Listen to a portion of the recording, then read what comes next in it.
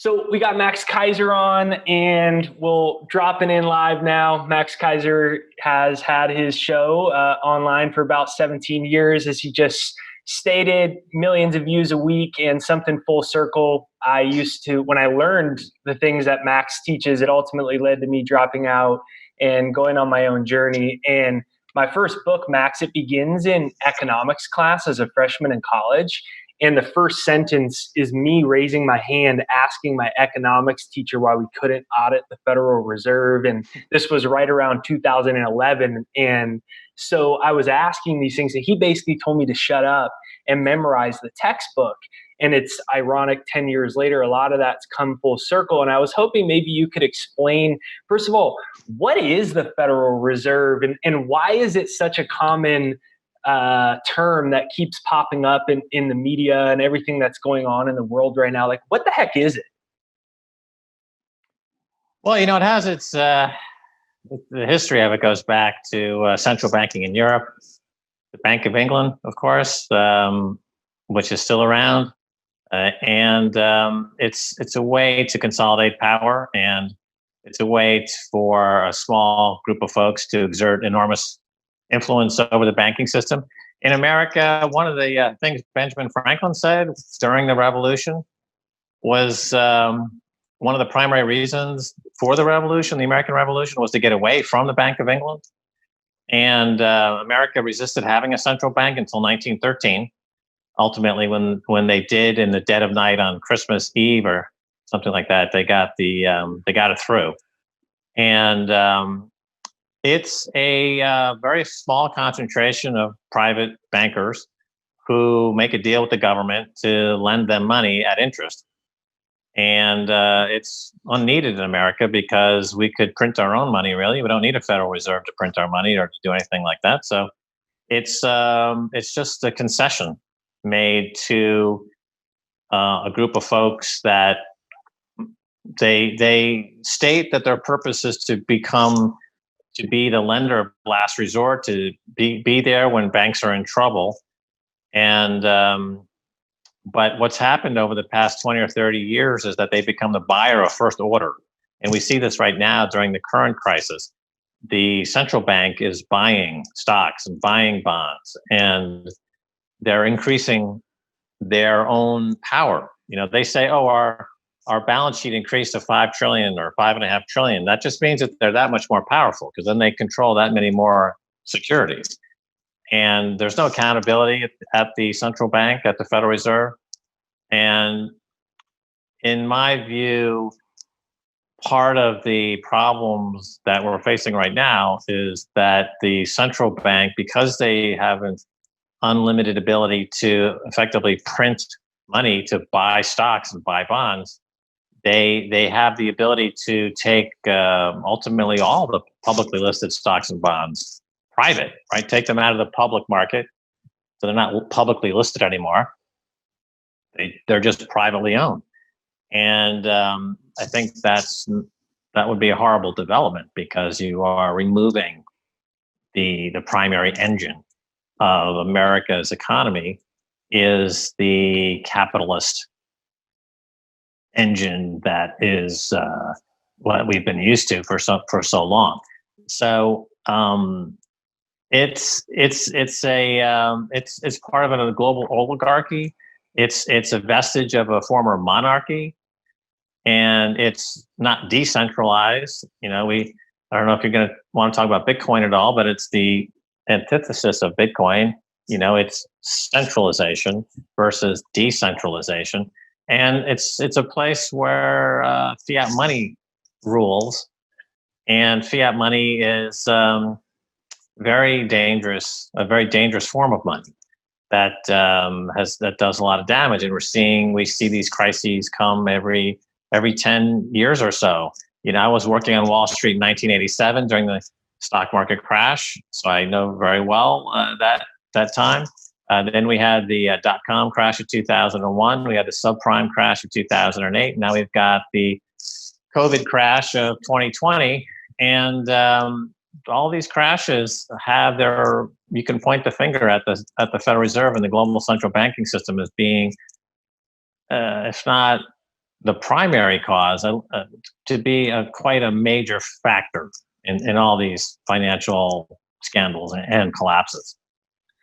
Can you elaborate? And I do want to talk, first I just wanted to talk a little macro and then talk a little bit about Bitcoin, talk a little bit about gold, and just talk also a little bit about maybe some other ways people can prepare even outside of that.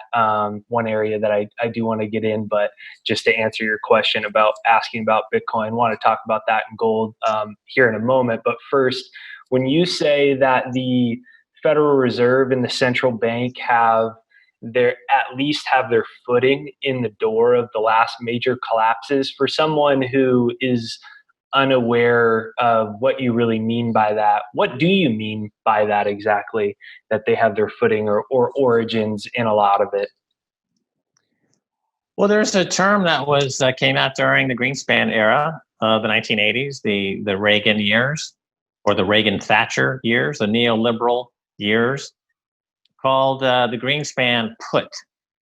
And this turned into the Bernanke put, the Janet Yellen put, and now we have the Jay Powell put. So what does it mean? What does the Greenspan put mean? It means that when stock markets start to sell off, the central bank comes in and they offer remedy. They lower interest rates aggressively, and they flood Wall Street with a lot of cash to get them to buy stocks. Now, during the 1987 crash, this was actually a seminal moment, because the crash of 87, and I remember it very well, I was working on Wall Street at the time. So the crash of 87, you had almost a 24% move in a single day, and it was an enormous crash. And the next day, after Black Monday, was Black and Blue Tuesday. So brokers are in their offices early on Tuesday morning, and the word at that time was that the markets are set to open down another 500 points, which would be another 20 or 25%. And I believe it was a delayed opening, and there was a meeting put together by Reagan, Alan Greenspan, and Robert Rubin. And they got together and they created the President's Working Group on Finance, which we later called the Plunge Protection Team. So this was the first time really in history, in a meaningful way, that the US government stepped in to influence markets directly. And they began to buy S&P futures contracts. So they began to buy these instruments to support the market. The theory being that, we just need to give it some artificial boost, get it back on its feet, and then, we'll walk away at some point and let things go back to the way they were. But of course, they never did that. They've only expanded that operation. The problem with having the government step in and do this is because you exaggerate what's known as moral hazard. So moral hazard is this idea that the central bank is in fact involved in manipulation, but they do so for the greater good. Yeah. Right? They're doing so because they believe that the interests of the many are served by stepping in and doing it. And so moral hazard has morphed and become a marginal influence on markets to becoming the primary influence on markets. So now the problem is you have huge funds like hedge funds and private equity funds who know that the federal government will bail them out if they make a mistake. So they take enormously reckless bets with enormous amounts of leverage money. And every 10 years or so, these bets blow up spectacularly. It could have been the subprime crisis, or now we have the crisis now. Yeah. And the funds know that they're going to be bailed out. So, and they never suffer a loss. And however, it does do enormous destruction to the economy.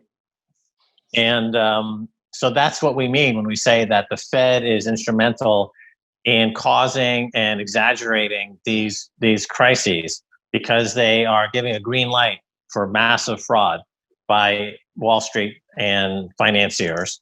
And the problem is only getting worse, because the financiers are never voluntarily going to step away from the free money trough, and we shouldn't expect them to do so.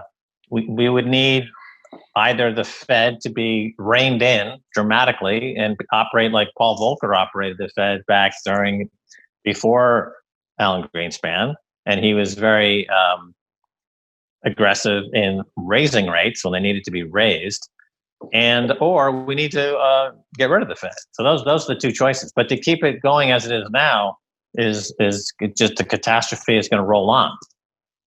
So well said. Very, very, very interesting. You said it will roll on. So let's talk about right now what you're seeing. I mean, you're seeing the last couple of days the market going up right after they just said 3.4 million people in like a week go for unemployment. I think it went up like significantly yesterday after the Fed said 43 million people are estimated to lose their jobs. And then you see gold selling off hard. Bitcoin's not catching a bid. Everyone's wondering, is the housing market going to go under? There's the coronavirus stuff. What's your take on everything that's going on right now and what's playing out at the moment? Right. It's not different than what we've been seeing for many decades. It's what we would call a perverse incentive. So there's always been tension between Wall Street and Main Street. If Main Street's doing well, and we would characterize that or quantify that as rising wages, then that's inflationary, and that's bad for bonds, and that's bad for Wall Street. Bond prices go down in that scenario, as we saw in the 1970s.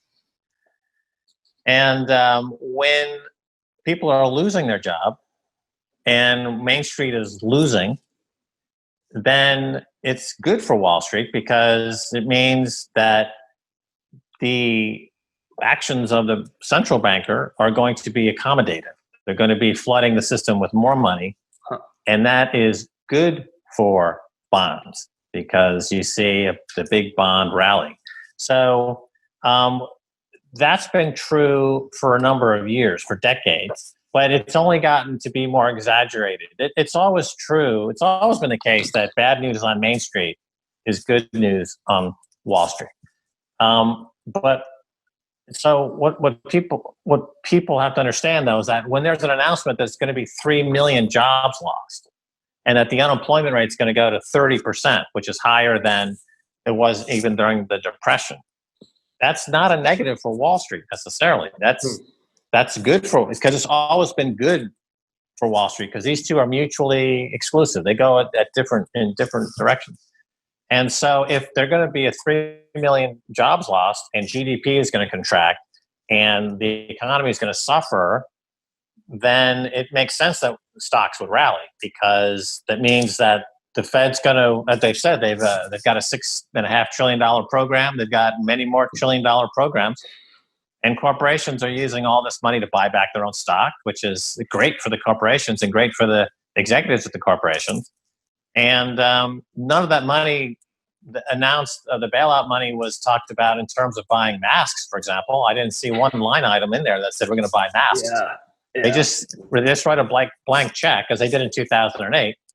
And there's no oversight. They just write a check for trillions of dollars, and they hire people like Larry Fink over at Blackstone, who's a consummate Wall Street insider who's you've got to say he's part of the problem, not the solution. And they just give it to him and they say, figure it out, Larry, because you're a smart guy, because you're rich, therefore you must be smart. And so they keep doubling down on the same mistake.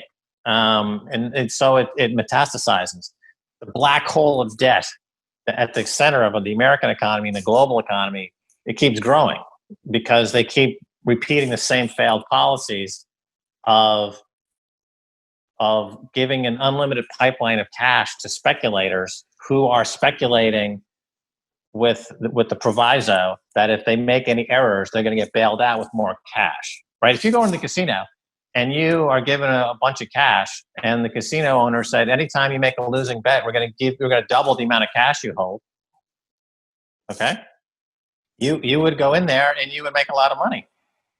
And that's what's happening around the world in the global financial markets. The financiers are given trillions, literally trillions of dollars. They're told to make as many speculative bets as you want. And by the way, if you lose any bet you lose, we're going to pay you double. Okay, so needless to say, it's causing this wild distortion in terms of the haves and the have-nots. You got David Geffen quarantining himself on his $750 million yacht, which is, or another great example is Bloomberg. Bloomberg's net worth in the last 10, 12 years went from something like 22 billion to 60 billion. That was entirely Fed giveaway money. That was entirely a gift to him from the central bank. He didn't work harder.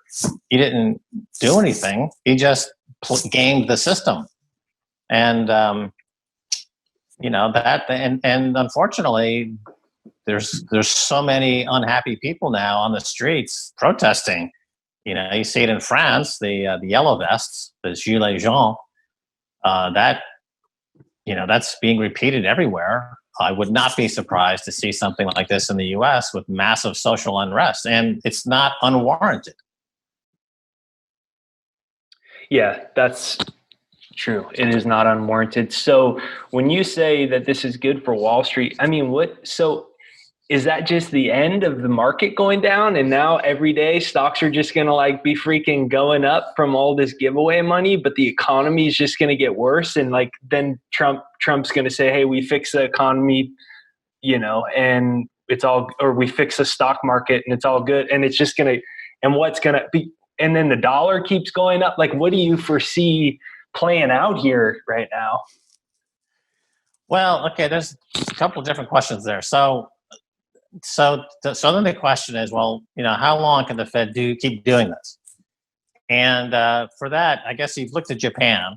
Japan has been doing this, they invented this quantitative easing, which is debt monetization, which we used to laugh at when Latin American countries did this, and we called them banana republics. Then Japan started doing it, and they came up with a cute term called quantitative easing, which is the same thing as debt monetization. And so the question is, well, how much more of this can go on? So at Japan now, the Central Bank of Japan's balance sheet is bigger than the GDP of Japan.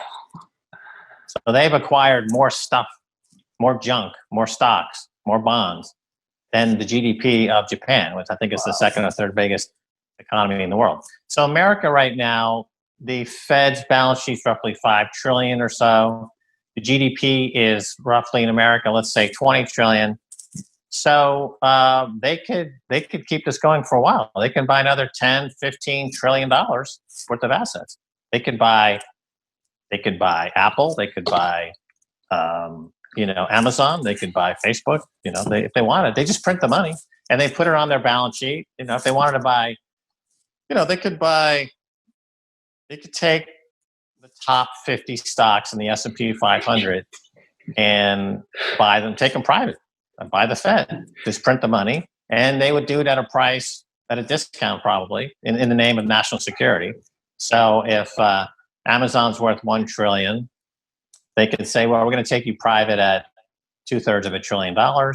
The alternative is we cut the money spigot off and stock goes to zero. Shareholders. Do you think they're actually saying that?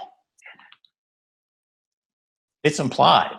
They're saying they're using. Look, using markets as a weapon. We've seen a pattern of this. Remember the TARP funds when Hank Paulson tried to get TARP passed, which at that time was $700 billion. The first vote in Congress failed. What was TARP? Was TARP the first time they were trying to do their first real big stimulus bill, basically? Right. Okay. So the first time they sent it to Congress, it failed. Then the market crashed the next day. And then they voted again and it passed.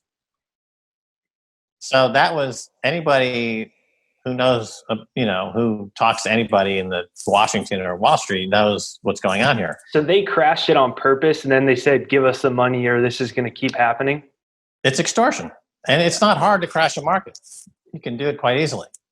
And they crash markets as a form of extortion.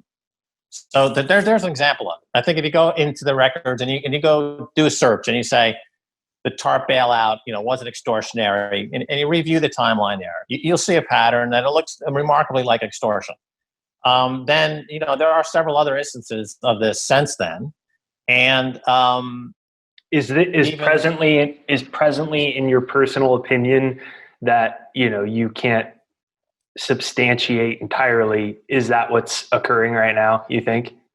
Well, I mean, the stock market, in the face of the worse numbers than the Depression, and earnings on the S&P 500 down, if you strip out the stock buybacks by a substantial margin, they're still within striking distance of all-time highs. And that rally that you spoke of a couple of days ago, or yesterday, or the last two or 3 days, that came after Mnuchin did a public announcement that there's a $6 trillion rescue package. Then markets start to wobble again, and he says, "Are we adding another $2 trillion?" Right? It's just extortion. It's just pure extortion. So the tail is wagging the dog, right? Because so much of the market is done electronically, something like 80% of all the trading on the floor of the New York Stock Exchange is done with robots, and it's algorithmic trading. And you can program markets to go up or down. I mean, you see also a lot of evidence of this, where like JP Morgan, at one point, they reported something like 90 straight days of profitable trades on the floor of the exchange, which is statistically impossible. It's like you're going to flip a coin and it's going to land heads 90 days in a row, right? It's not even worth considering what the odds are of that. The odds are zero. And yet they seem to just win every single day because they have a way to they program their algo bots essentially to extract winning trades at the expense of everybody else. It's a fraudulent scheme. It's fraud. A high frequency trading is obviously fraudulent. People say, "Oh, high frequency trading, it's an innovation, it's great," but it's actually not an innovation and great. It's actually fraud, because you're putting a server, a computer, and you're essentially bolting it to the next door to the New York Stock Exchange, and you're front running institutional trades and extracting wealth. You're pulling money out, and you're not adding liquidity, as Lloyd Blankfein said to Charlie Rose on an interview they did a number of years ago. You're like a guy who sticks a rubber hose in your neighbor's car and siphons out the gas and runs away with the stolen merchandise. It's stolen property, right? So it's not hard to manipulate prices. Extortion is the business model, and the Fed is the banker. The Fed is the banker of the extortionists and the arsonists. And that's why Benjamin Franklin wanted to get rid of, leave the Bank of England, because he realized it was a malevolent force. And when the Fed was created in 1913, that was a dark day, really, because it's set up now where we are today, in this horrible situation of being at the mercy of crooks. So I saw on your Twitter you were eating some keto pancakes with some keto syrup.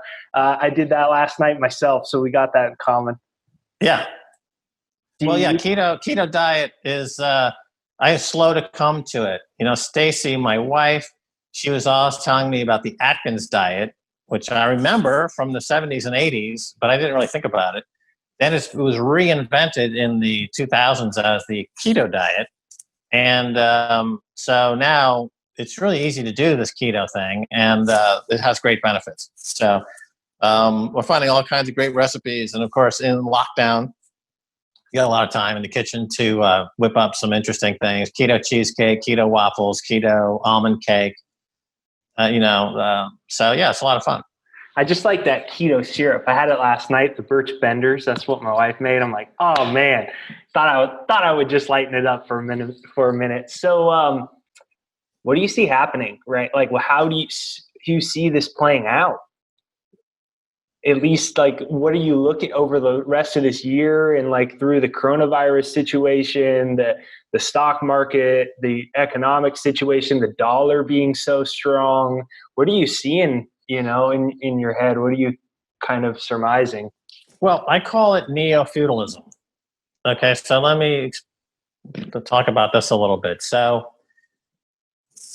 the trend of the central bank printing money and then buying back and then buying stocks and bonds for themselves. And the central bank, it's a group of private guys. That now is out of control, and the numbers are huge, and it's bigger than the U.S. economy. So once the fait accompli is finished, and you have the majority of the S&P 500 owned by a few insiders, a few private equity guys, there'll be Larry Fink, there'll be Warren Buffett, there'll be,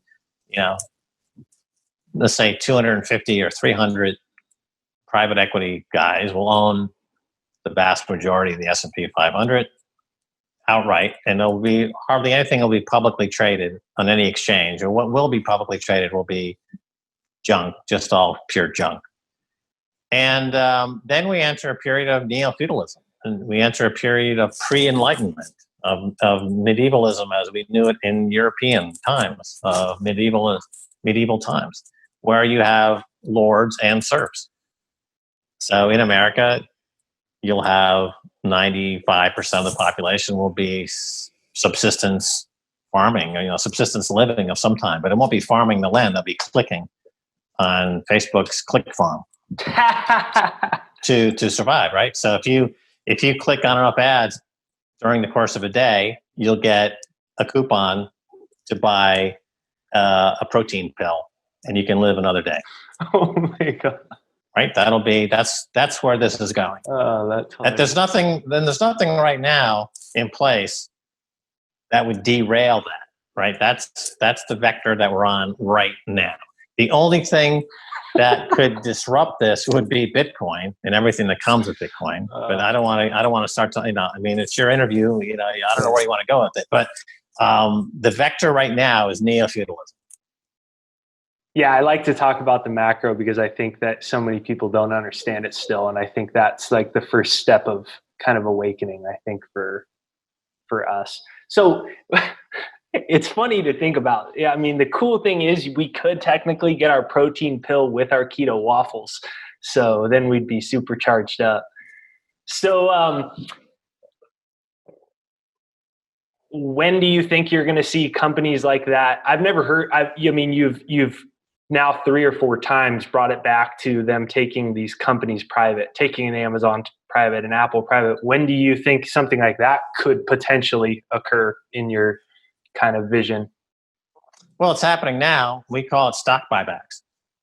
So the biggest companies in America are buying back their own stock. They've been doing so for 20 years, and they're doing so more aggressively. So so it would still be traded, though. It would just be that a few people would own it. Well, it's still traded now until that day when it's no longer traded. So remember, Dell Computer was a public company, and then Michael Dell said, "You know what? I really don't want to be a public company anymore. I'm going to take myself private." And so you can't. I believe it's still private, and you can't trade Dell stock if it's a private company. Or you have in past companies decide to go private. That's an option many companies do because they don't want to do the quarterly reporting anymore, and they don't want the scrutiny so much. They want to kind of go private, retool themselves, reinvent themselves, and then maybe go public again at some other time. So up until Reagan, so during the post 29 crash and the Securities Acts that came in during the 33 and 34 period, and subsequent regulations that came in, at some point, buying your own stock in your own company was illegal. It was outlawed for obvious reasons. You're trading, it's manipulation, stock manipulation, and it was outlawed. Then when Reagan came in, the whole period of deregulation started, and they overturned this law against buying back your own stock, and companies decided to buy back their own stock. They were allowed to. During the last 10 or 15 years, as these huge companies like a Microsoft, as the earnings become more difficult to achieve because the size of the company just becomes really, really big. And so without that growth, then the PE, the price earnings multiple, will contract, and then so the stock price will go down. And then if I'm an executive and I've got stock options tied to the price of the stock, I don't like that because now I can't exercise my options and cash in, right? So they start to buy back their own stock So the number of shares that are actually traded is less, and therefore the earnings that they're printing, even though there might be the exact same earnings, it's got it looks like the earnings are growing because you're applying that earnings number to a less number of stock, because you retired stock. It doesn't exist anymore. So it's a way to artificially boost your stock price. And so if I'm an executive and I have stock options tied to stock price, and I have an option to buy the stock at $100, and I paid $1 for that option, and then I authorize the company to buy back a lot of the company's own stock, and the stock price goes from 100 to 120, then my $1 option becomes worth $20, which is a big move. And that's how these executives have gone from making worth $1 billion or $2 billion. Now they're worth $30 billion or $40 billion or higher because of executive stock options that are high and valuable because they buy back their own stock, which is obvious stock manipulation, which was illegal for many, many years until they decided, because of the huge lobbying effort that is Wall Street, to change laws that favor Wall Street. They decided, we want you to overturn that law. They did. And as a result, they've been able to cash in. The point here I'm making is that this trend of buying back your own stock ultimately will culminate in the company itself basically not being traded at all. It'll just go private. And so the central bank, which is a group of private bankers, they've demonstrated that they are in fact working with this cadre, with this group of folks, to satisfy each other's interests. There's a huge revolving door. Where did Ben Bernanke went to work at Citadel, one of the biggest hedge funds in the world? Yeah. His compensation is tied to his ability to influence the central bank and to make money as a private citizen and to take things private. Like he's a mercenary. The central bankers have become mercenaries, and they use finance and financial leisure domain to ingratiate themselves, become billionaires, but this is at the cost of the majority dropping out of the middle class. The poor in America is growing rapidly, and so then you say, well, if they keep doing this, then two outcomes. Number one, they've taken most of the S&P 500 private with the free money they printed, and that poor class got so big, we don't call them poor anymore. We call them serfs. We call them peasants. They're not poor, they're peasants. So it's happening right now. The stock buybacks are happening right now. So that's what's happening now. At some point, it'll tip over and it'll be like, well, we own more stock privately than we do than there's in the public market. So let's just take the whole thing private. And that's it. Call it a day. So do you think that's what's moving the markets up right now? And do you even think they're going to go down anymore? Or do you think just more and more people are going to get laid off and the markets are going to keep going up, and then pretty soon this coronavirus situation will be over and the dust will settle and the dollar will be really strong? These companies will have huge stocks going upwards and the crash is over? Or other people say, well, I think we're, what was the crash? The Great Depression was like an 86% drop, and so we have a long way to go for that. Do you think that we're going to have a drop like that? Or do you think it's just we'll be quarantined for a little while longer and then the dust will settle and a bunch of people won't have their jobs and they'll say, look, the stock market survived? Right. Well, during the 86% drop after the 29 crash, you didn't have the same kind of activist Fed, and you had a gold standard. So the room to maneuver, as we're talking about, didn't really exist. This only became possible really starting with Greenspan. Greenspan is the guy who rewrote the rules of the Fed. Interestingly, just a few years ago, he said did a mea culpa and said, after looking back at my career, I realized I was completely wrong about my assumption. But of course, it was too late by then, and he had set the template for every central banker after him. So I don't think so. The 30s isn't a good comparison. Okay. So what would be the fly in the ointment to all of this? The setup here is that every drawdown in the markets is met with a wall of money. Oh. Right. So that's been going on now for 35 years. Yeah. And this crisis, COVID-19, the worldwide pandemic, 3 million unemployed suddenly, 30% unemployment rate, and whole industries being decimated. At the moment, as of today, it doesn't look like they're not going to try to replate that with a bigger wall of money.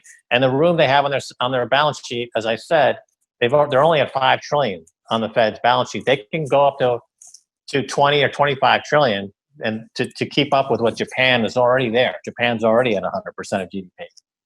So there's room for this reflation trade. There's room for the stock market to make new all-time highs, even at a 30% unemployment rate. In the paradigm that we're talking about now, that this unhinged central bank model run by ex-Wall Street, ex-Goldman guys. So what could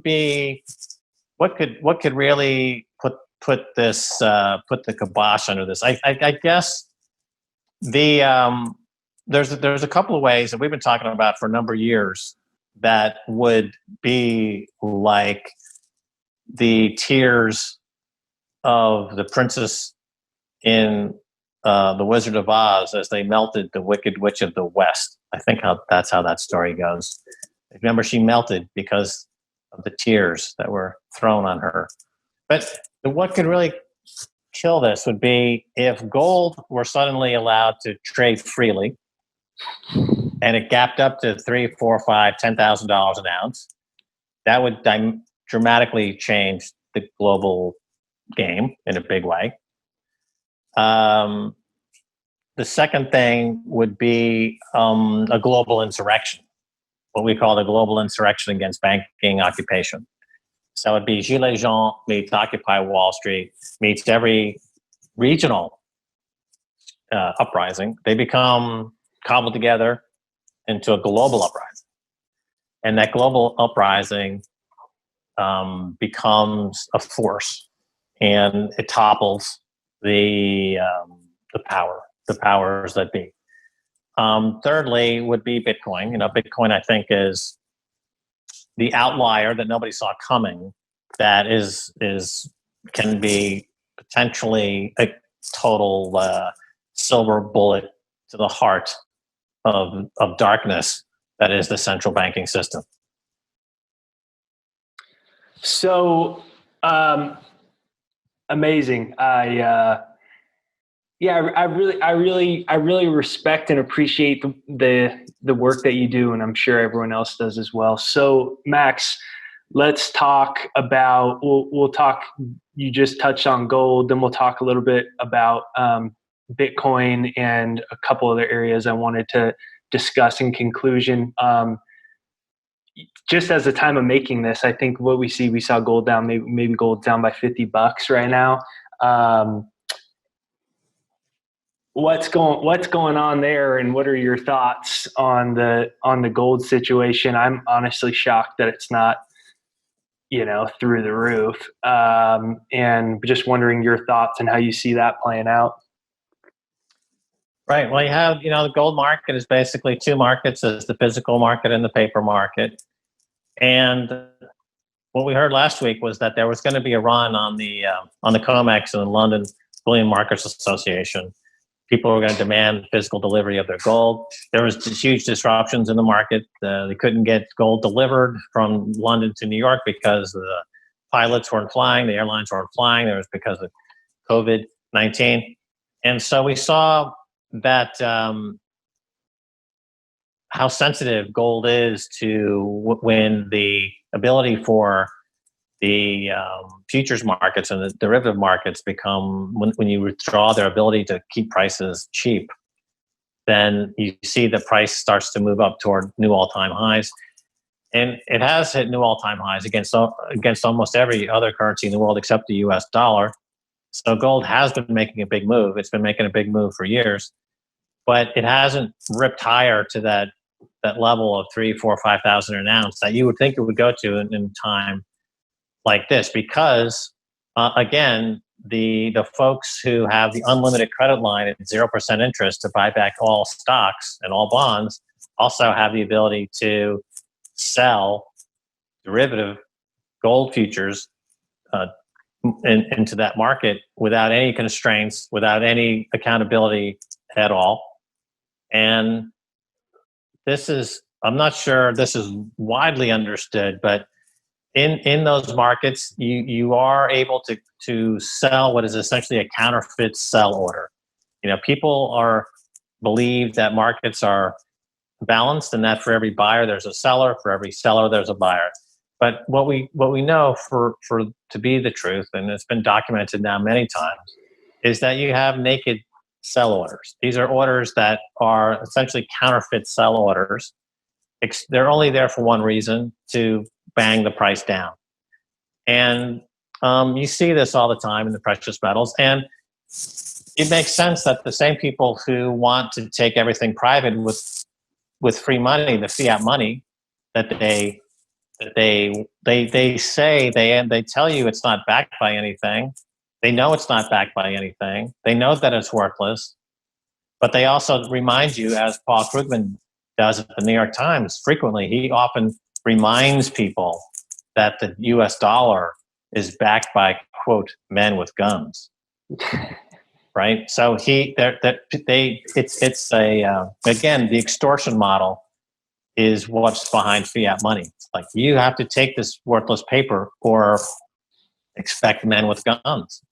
Right? That doesn't sound like a egalitarian, democratically elected free market capitalist system, does it? It's because it's not.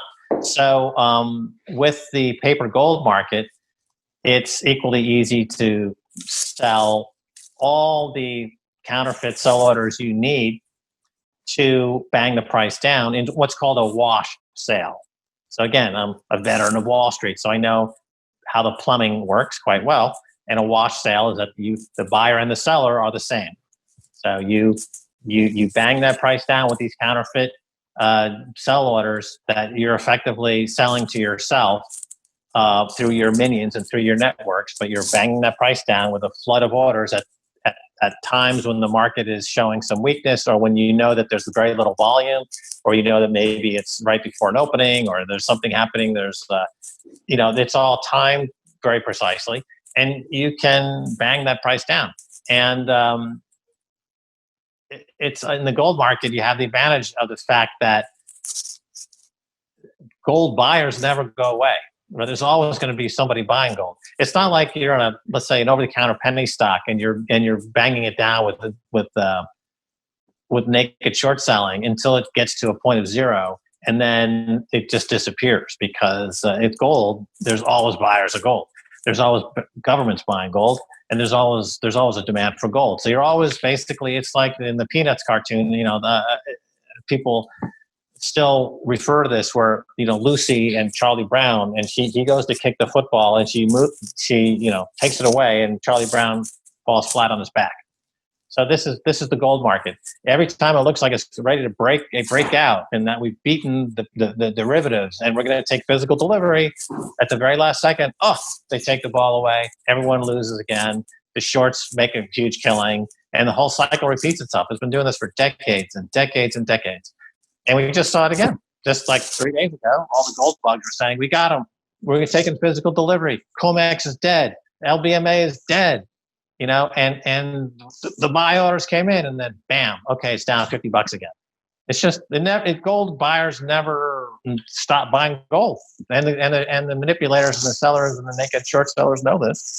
And it's easiest trade in the world is to abuse gold buyers in the derivatives market. If you can do just one trade and do that 2 or 3 times a year, you could make 25% cash on cash, unleveraged, on your money every year, and outperform Warren Buffett because it's never changed. So you don't even see it really moving. You see them just keep doing this over and over and over again until that finally there will be a time when there is the LBMA and COMEX are destroyed, and the price of gold is allowed to trade freely, and then the U.S. dollar no longer the world reserve currency. It's no longer the basis of all the global trade and derivatives markets, and and then you have that's what we want. I mean, that's what we need. I think that's what, if everyone, I did a campaign called Crash JP Morgan Buy Silver, 4 or 5 years ago. The silver price was $15. We got her up to $50 with this campaign, because I found out that JP Morgan was short millions and millions of ounces of silver. And if the world all bought an ounce of silver, the price would go up so much, it would trigger such a massive margin call at JP Morgan, they would go bust. And we got up to $50. And JP Morgan had an existential crisis. They then had to go to Washington and get the rules changed and get some laws written to allow them to expand their short positions and expand their enterprise, their criminal mafia enterprise. And Blythe Masters, who was active at the time, she was fired. She was the one who was responsible for putting JP Morgan in that position. They gave her the boot. She ended up in London and some kind of Bitcoin thing that didn't work. And so we came very close to putting JP Morgan under. So do you not see gold hitting a new all-time high here with all this stuff going on? Yeah, I do see it happening. Sure, I see it happening. But it's not going to happen today. Yeah, it could. Right. It could have happened this week. It could have happened this week. If in fact somebody had a spine out there in the billionaire land and said, you know what, I'm gonna do something for the world. I'm gonna take physical delivery on the COMEX or the LBMA. Yeah. And I'm gonna break the cartel, and I'm going to shatter this horrible central bank mafia. But they chickened out again. So that's the only way it can move. That's the only way it's going to move. In dollars, it is moving against every other currency. But in terms of dollars, I think that would be the only way to break out of it. It's got to shatter the whole system. Interesting. So then let's talk about Bitcoin. I hold more gold than I only hold a very small amount of Bitcoin. And I wanted to ask you a specific question. I obviously at least the general philosophy between people that are into gold, into silver, and at least the general philosophy between Bitcoin is all matched. But being digital, one question that I had, especially as we talk about all this is from my dad. Asked Max what would happen to Bitcoin if there was an EMP, as in the Carrington event, or a thermonuclear device. Like, we talked about the ways it can manipulate gold, like you just said, to keep it down, to keep the dollar afloat. It seems like that would be a likely thing. And then I also read about in Venezuela, and they put the bounty on the dude's head and on the president's head, and they said he was trading all of his drug money in crypto. Do you feel like they're planting a seed to say that's where laundering money is? And if Apple and Cash App and all these things are owned by it, do you think they would just say, this is money laundering, this is gone, and it would be easier to cancel out even than gold? And then what do you think about an EMP and that type of stuff? Well, yeah, there's a few questions there. So as far as it being digital, right, everything is digital. Underneath the substrata of all reality is math. It's digits, it's ones and zeros. Software is the cosmic language that we all live with.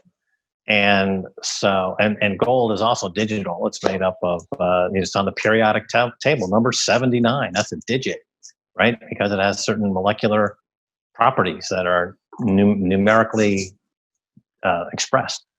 That's a digital expression. So the fact that this is electronic digital doesn't make it any more or less part of our universe or part of our reality.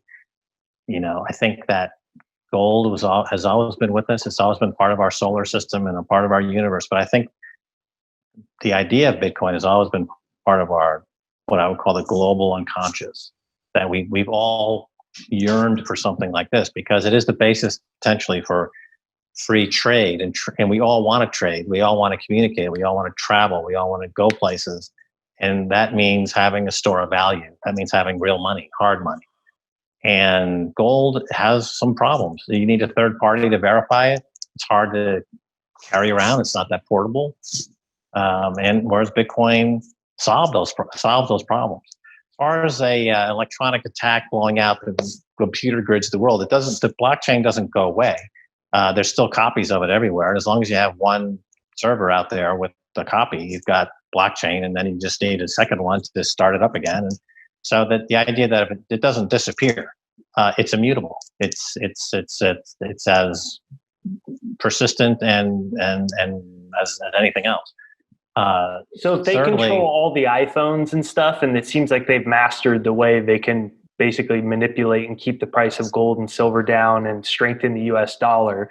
So if Bitcoin made another big move here and people were starting to wake up, couldn't they theoretically just do the exact same thing that they do then to gold in its own way, which is basically right. Okay, like if they own all the things and they're like,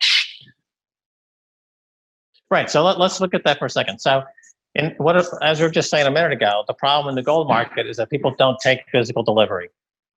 And it's hard to take physical delivery because you're talking about tons and tons of gold. You got to move it off the exchange. You got to transport it. You got to insure it. You got to store it somewhere else. Yeah. And with Bitcoin, that's not a problem. The proof of keys movement or idea that every January 3rd, people take their keys off exchanges it speaks to that point.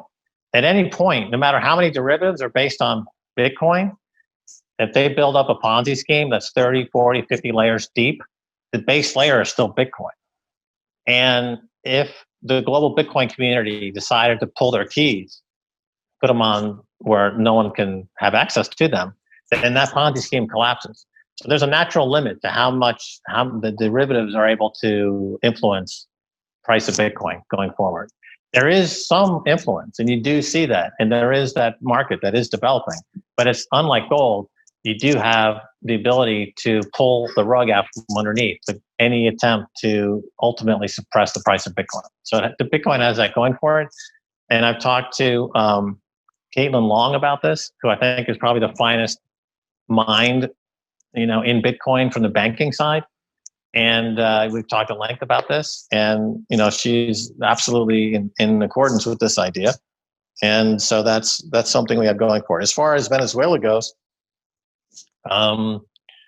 politically, now you're talking politically what's happening. Well, my question was just like when I read, they kind of basically the storyline, if you looked, was like, oh, and they've been putting all their drug money through crypto. Like, so what if they get gold out, then they're like, what's our next thing we need to get out would be Bitcoin. What if they just said it's illegal? And if they own every software and everything like that, and it became like communist China and you couldn't even get access to it on a phone device, they could do that. They could basically make it you couldn't get it on your devices or anything like that. Right. So this plays into that layer on the Bitcoin stack, which we would call game theory. So the game theory is underappreciated in terms of how Bitcoin works and where it's going and where it's been. So there will be a country somewhere that decides that it's in their best interest to start adding Bitcoin to their strategic reserve to start mining Bitcoin. And that person that country will immediately have a step, will be ahead, will make a quantum jump in terms of their sovereignty. And they can get away from the US dollar and they can achieve national sovereignty. Wouldn't the US just like go in with their guns and go nuke them? And the US... And I'm asking you all these because in my mind, these are the main things that I think about when we're talking about this whole power structure and why I hold physical gold more. And my feeling is just like, can't they just make it illegal? And you just can't, they can. And then some country will make it legal, right? Because the game theories never fail. It used to be mining. The mining concentration used to be in Eastern Europe, then it's in China, then Peter Thiel is going to bring it to Texas. That's the game theory. It's all working. Because the incentive structure in all the various aspects of this protocol are so delicately balanced and so perfect, and it's almost divinely designed. And that's why it's a virginal birth. It's such a beautiful piece of architecture. It's the Sistine Chapel of money. It's just, you look at it and it's awe-inspiring the way that the design of Bitcoin is something that it's gorgeous. It's just gorgeous. And the way that it hacks people, and it hacks countries, and it hacks humans and our worst tendencies to make us behave better. And so if some country is going to get violent and start to outlaw and start to shoot people, then you're going to have some country is going to rise up and say, well, the new America, the Bitcoin America is going to come up and say, wait a minute, let's take a different approach. We're going to take an elevated approach. We're going to respect this idea of humanity. And then that country will attract the brightest and the best. And then this whole game theory is played out in this manner. Number one. Number two, the unlike gold, you cannot violently take somebody's Bitcoin away. The private keys are inaccessible. It's unconfiscatable. As Tone Vays talks about with his annual conference in Las Vegas, it's unconfiscatable. So that's something else that gold doesn't have. And I think that, okay, so there, what else? I mean, what else? Well, if it's so my thing is, when you say unconfiscatable, isn't it in the traditional sense of the word? Yes, because I'm assuming, here's my thing, I can take it from you, I've confiscated it, right? Like, let's pretend this is an ounce of gold or a phone or whatever, something physical in nature that they can confiscate. Well, so you're saying even if every major G20 country said this is and all the central bankers and all the Federal Reserve, they said this, we've got gold out of the way, and we've got our thing with it. Now we have Bitcoin rising and it's becoming more and more and more and more popular. We got to get rid of this crap. If every single country just literally banned it, then your response to that is, then a small country in Kenya will take a risk, and kind of like Gaddafi trying to make his gold back thing before Hillary had him whacked. Is that? Let me rephrase it. Let me put it in a different way. Let's say you have all G20 countries come at it and they say we're going to all outlaw it. Remember, all those G20 countries are all paying themselves in fiat money, and we're entering a period of fiat money collapse. And so every revolution that has a turning point when the cops join the revolution, when the regulators join the revolution. So with the Bitcoin game theory, once you get all these G20 countries, they all get together and say, we're going to outlaw Bitcoin. There's going to be pockets within that group that are going to dissent. They're going to say, wait a minute, you're asking me to voluntarily ignore hard money, and I'm going to be a fiat money pauper. I'm going to commit financial fiaticide. For why? For what cause? Because you got your feathers all ruffled up and you don't like the fact that there's something better out there? No.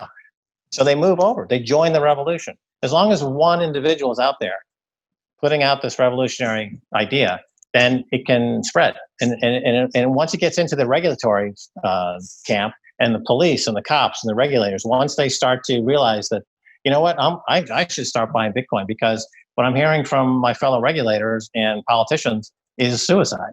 And look at the global, is it a coincidence that Bitcoin came around, and the halving is happening in May at the exact same point where you're going to have this multi-$100 trillion global bailout of fiat money? Is that a coincidence? What came first? Did Bitcoin cause that? Is Bitcoin a reaction to that? Right? So the timing is sublime. And we're dealing with something that is quite powerful here. And that's my answer, that you're not going to convince everybody because of the game theory that's baked into the Bitcoin cake. You're not going to convince everybody to go down that line and commit fiat suicide. As long as you've got a few, in the American Revolution, only a third of the population wanted the revolution. The other third didn't want it at all, and a third were completely ambivalent. Right? Revolutions, you don't need that. Everyone doesn't have to be on the same side of the revolution. You just need a pocket of revolutionaries. And that can be enough to flip the switch. So you're never going to, once somebody looks at this and their mind is open to what it means, they don't go back, right? You never go back. Bitcoin, you don't change Bitcoin. Bitcoin changes you. That's what people who understand Bitcoin understand. That's what people who don't understand Bitcoin don't understand. But as long as it's changing people every second of every day, and their minds are flipped, and they say, wait a minute, this solves all these freaking problems of fiat money and gold. This solves all these problems. Then you have, humanity is going to win in the end. Okay, fair enough.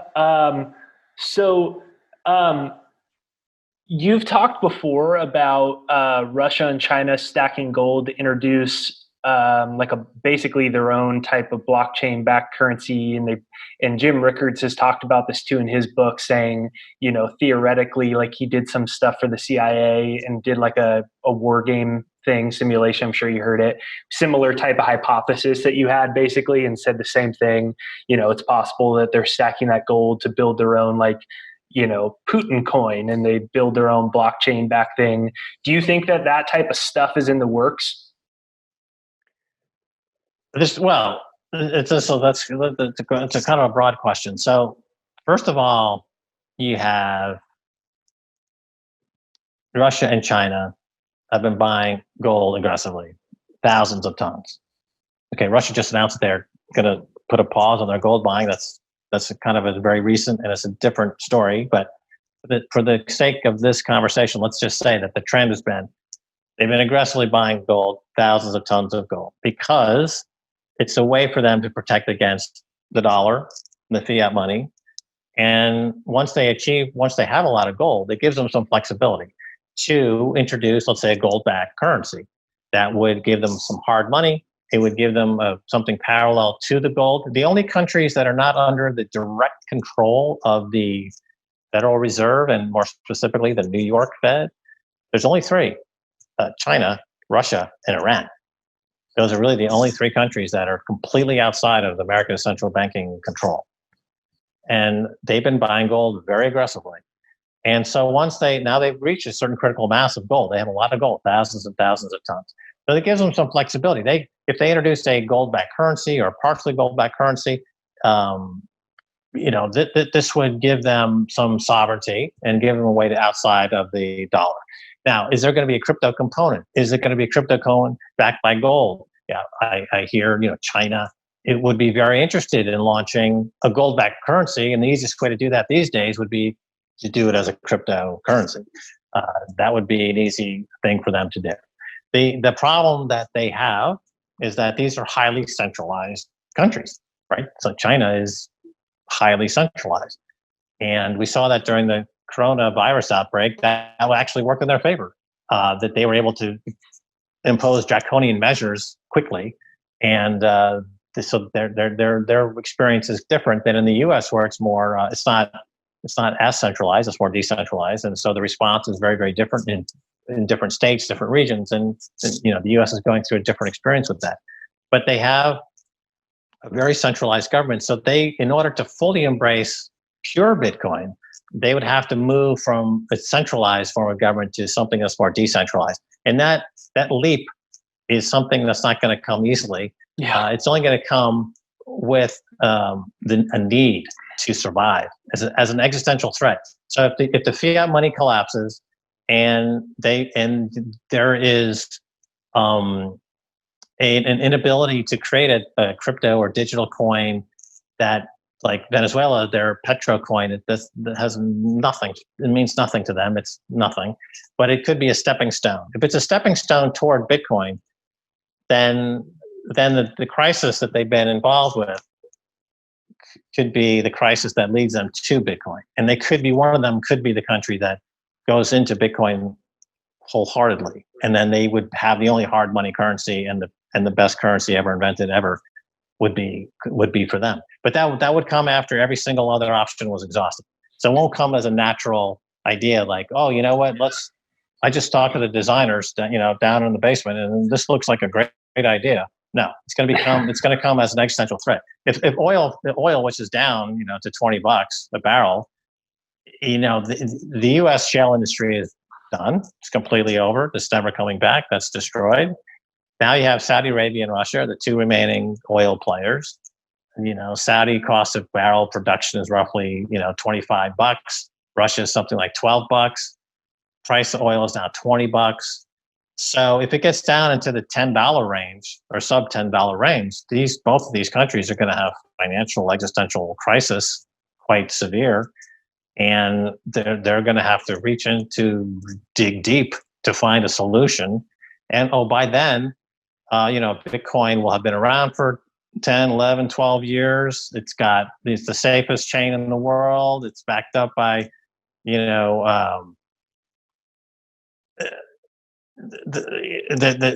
reach for it, and that's where it goes. It's built in. I think it's all built into the protocol. It's all happening. It's all built into the Genesis block. It's all there. It's all there. It's all written in the code. Written. It's all been written. It's all there. And which country is going to be the one? It'll be a major country, and it'll be a major country in severe pain. And probably some country that got a big part of their economy tied to oil. Okay, so then I'd go to, wouldn't they just go in and do the stuff they did with Saddam and knock everyone out? But I wanted to ask you also, the way you talk about cycles and the collective unconsciousness and... Oh, wait. Don't gloss over that point for a second. Okay, cool. Will they just come in there and do something like Saddam? Wouldn't they just go in and be like, but again, yeah, but then if in fact the country embraces Bitcoin and suddenly the path forward for them is clear and they're rising out of the troubles, then dissent within those countries like that might do a Saddam, quote unquote, becomes real too. So it becomes harder. The reason the U.S. can do a Saddam or do a Gaddafi is because they have an absolute iron-fisted global monopoly based on the U.S. dollar and the global indebtedness of countries that are tied to the dollar. But if somebody breaks out of that with Bitcoin, then the power structure is broken. It's not the iron structure it was. And then you have dissent. There's always dissenters that can rise up. And that's, if history shows us this is true. So I don't think the U.S. will be in a position to do a Saddam like this. The economy is pretty messed up. I mean, look at Boeing. Boeing's a major defense contractor, and they are essentially bankrupt. I mean, they're being held together with scotch tape and rubber bands. So what do you think about the dollar going up then? And looks like it's going up and up and up. Right. Well, I would say it's in its death rattle. Dead people right before they die, they get up and they talk a bit and then they die. This is like the U.S. dollar's death rattle, right? It's like everyone's looking at it like, wow, grandpa's still alive. And then, dead. Right? So, that's hilarious. Yeah, it's just, it's no good. You got to get someone to animate that. That would be the funniest animation. Right. So anyway, I cut you off. So you were saying, so anyway, what were you saying before I cut you off? So just to kind of go full circle too. Oh, the global unconscious. I think we were getting No, what I was going to say was, you see, first of all, a lot, especially the earlier part that we talked about, it creates a lot of fear, anxiety, anger. Like I told you off the air, I was 19 when I found out a lot of this stuff about the way the world works, and I was so upset and angry I dropped out of college, and that's what led me to more spirituality and a higher purpose to life, because I was so freaked out and angry, and it led me in that way. And I listened to you talk, and you talk about cycles, and then you talk about the collective unconsciousness, and you talk about kind of like people waking up. Do you feel like, what is your feeling on life itself in that? Do you feel like we are part of a simulation or a point of awareness that is within this frequency or bandwidth that's being controlled, and we really are having essentially a mass spiritual awakening that's slowly taking place over human consciousness? How do you see all that? And the reason I bring it up is one, it's kind of an interesting positive note on the purpose between all of it, and two, just hearing some of the words you've used and and things like that. I was just curious on your thoughts on something like that. Maybe something like what David Icke talks about, that we're a point of awareness within this realm, and we're kind of all basically waking up. This is just a realm of energy, and we're awakening. Well, I wouldn't use. I would use instead Russell Brand would be Cool. my go-to guru on these subjects of universal consciousness, and who lives this idea every day, and that's his whole really raison d'etre, is to be kind of a guru of this type of thing. But I come at it from more of a Jungian perspective. Carl Jung, whose work I think is reflected in the Bitcoin protocol in a lot of ways. The synchronicity of it, the way things are happening simultaneously in different parts of the protocol to create a whole that is greater than the sum of the parts. And when it talks about the ancient mandalas and the ancient symbology that carries with us throughout civilization, and how we see these things are evident in the psyche. And as he was a contemporary of Freud, and Freud would go into the subconscious and the unconscious and look at things in terms of his orientation was very carnal, very sexual in nature. Jung was more ephemeral, more ethereal, more like this global consciousness aspect to things. And this is an area that one can kind of dive into and get a lot of satisfaction, intellectual satisfaction. And it could be a good cure for some of the neuroses that everyday existence can create for folks who feel apart and isolated and have difficulty in relating. And the fact is that these questions, going all the way back to Aristotle and the philosophers 2,700 years ago, these are all things that were. If you look up work by Aristotle, who he wrote a lot about the word happiness and what is happiness, and it's right there in very succinct form, everything you would ever want to know about happiness. And you can see how all of the self-help books of the past 40 years all reference Aristotle in one way or another. But Aristotle is the source code for this thought. And so the ability to find connection to a greater cause and a greater being and a greater consciousness is really easy to get to if you through a myriad of old books. Guys have been talking about this for literally many, many centuries, and women. And so in my view, I guess as a child of the 60s and 70s, I saw this played out with the revolution of the 60s and 70s, the sexual revolution, the experimentation of drugs. Timothy Leary, of course, was big in that time, experimenting with acid and things like this. They were looking to engage or embark on a psychic journey to take themselves out of the angst of that era, which was dominated by the Vietnam War. And then we got radically different in 1980 with the Reagan election, and we became very conservative again.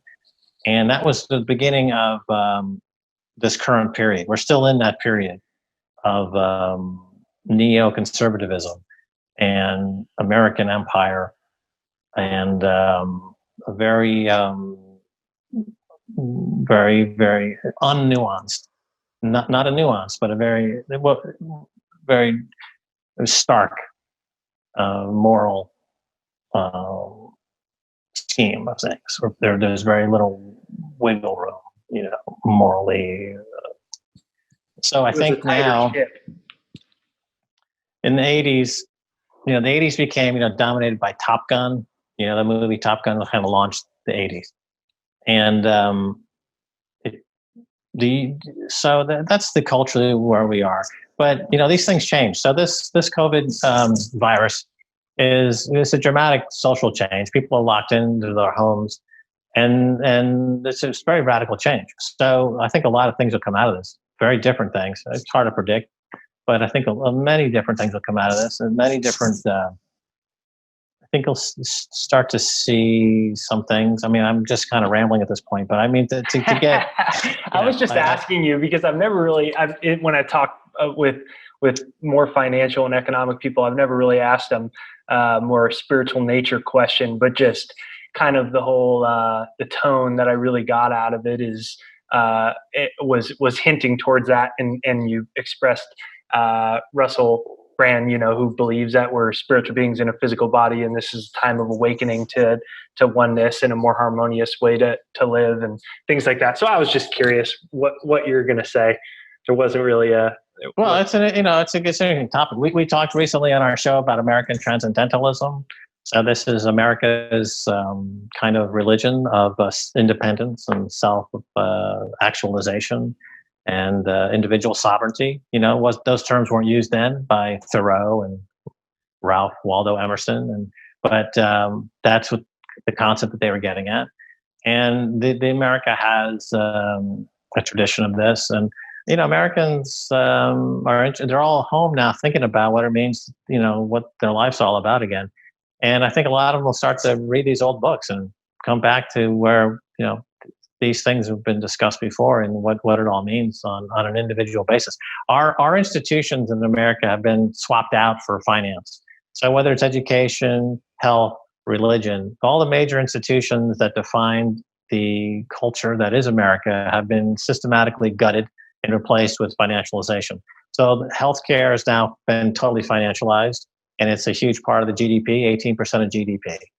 Spirituality has morphed into televangelism, which is basically a infomercial, and there's very little actual spirituality going on. You have in the realm of education, it's been turned into a commodity, and students are now seen as vassals or vehicles for debt. They graduate indebted. That's not an education system. That's a slave plantation. So, and it's all from the service of financialization. The prison system is now privatized. It's now a financial center. It's a profit center. And you can just go right up and down. All the touchstones of our culture have been gutted by Wall Street and financialized and mortgaged and turned into a collateral for a leveraged collateral obligation bond sold by Goldman Sachs to some pension fund somewhere, who then repackages it and sells it to somebody else. And so it's become a huge Ponzi scheme, right? Bernie Madoff is the patron saint of the American everyman. He is America. Bernie Madoff is Captain America, and everything else is some variation of Bernie Madoff. So, when you pull the string out, pull the rug out from underneath, and this thing collapses, we still are sitting on a bedrock of revolutionary minds and philosopher kings and geniuses, tinkerers, who I think there's enough there to get us over the hump. I agree with you. And I know your time's really valuable, and you've given me way more than anticipated. And I feel like the reason I wanted to circle like that is in my own journey, learning all this, it freaked me out, and that's what led me to finding out who I really was and what I feel my sole purpose or mission here is. And you're playing an integral part, a very important part in the awakening as well. And I wanted to ask that because when people leave, they buy their Bitcoin or they buy their gold or they start their business or they work on their savings and they do their farming, they treat people kind, and they do all those types of things, and they're still, they leave this interview a little freaked out. I think that it's important. My personal opinion is it's important to remember that this is all leading towards, I believe, an awakening. And as you said, we have so many people that are valuable parts, and this is a time for people to wake up and realize they're not some dumb idiot. Even if they didn't get a good GPA, they in school or they're in debt, they do have a valuable part to play, whether it's music or whether it's talking about the economic system or championing Bitcoin or gold or farming or sustainability. I believe we all have a part to play, and this is a revolution where we do realize, we do wake up that we all do have this power and integral part to play. And so I do sincerely appreciate your thoughts, and I thought that would be rather a cool way to end it. Well, you really only need one thing: faith, and act as if you have faith, and faith will be given to you. Amen. Cool. And I think your story is a good example of that. You've built this brand now that reaches millions and millions and millions and millions of people a week, right? And full circle, I came across you 10 years ago, and now we're talking here.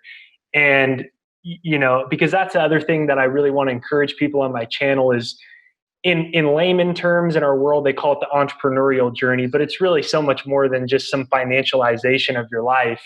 And, you've taken an entrepreneurial journey, and it's prepared you a lot more financially. You can teach people, help awaken people. And, I think everyone, especially being quarantined, it makes them reflect their life a lot. I have this idea, or I want to do this thing, or whatever it is, and they have an integral part in the awakening process, and maybe they have a business they want to start, and they lost their job, and now they're realizing, it's important to be self-reliant. And I think you summed it up great as someone so many years ago on Wall Street, and all of a sudden you're like, I'm leaving, I'm going to do this thing on the internet. Flash forward 18 years later, and you're reaching millions of people. I'm sure you never could have imagined that, you would be a voice of helping awakening human consciousness. And for people watching that maybe feel powerless, or they have an idea or a vision, something they want to implement in their life, it's important to look at someone like yourself and hear those words that, you really just need the faith to get going, to step into whatever that type of soul purpose is.